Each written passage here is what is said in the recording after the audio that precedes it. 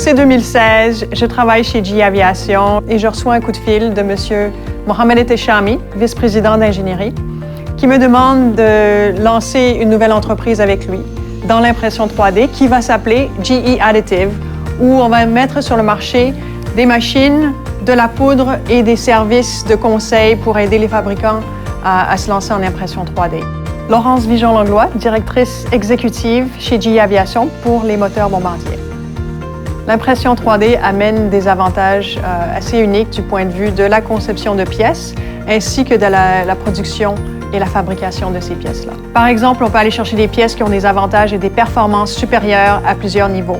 On peut concevoir des pièces qui sont avec des formes, des courbes particulières qui permettent d'aller chercher de meilleures caractéristiques d'aérodynamique.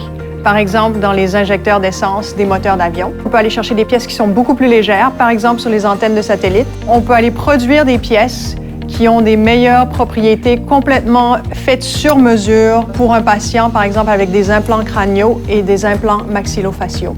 Comme l'impression 3D est un mode de fabrication sans outils, sans outillage, ce qu'on peut aller produire également, c'est un procédé qui est plus rapide et dans certaines applications moins coûteux que l'alternative. Et d'ailleurs, ce qu'on voit, c'est un remplacement sur le marché de différents procédés traditionnels comme le machinage, mais également le soudage, le brasage et les procédés de métallurgie comme la fonderie et la forgerie. Il y a plusieurs mythes sur l'impression 3D. Un, que c'est un procédé qui est juste pour répliquer les formes. La réalité, c'est vraiment qu'on arrive à aller créer et produire des pièces avec toutes les propriétés mécaniques désirées et on peut même optimiser à ce niveau-là. Un autre mythe, c'est que l'impression 3D, c'est quelque chose qui est vraiment pour le prototypage seulement. Mais vraiment, la réalité, c'est qu'il y a des pièces qui volent sur les fusées aujourd'hui. Il y a des pièces qui volent sur les avions aujourd'hui. D'ailleurs, si vous prenez un 737 et un A320, peut-être que vous avez des pièces imprimées comme les injecteurs d'essence sur votre avion, sur vos deux moteurs.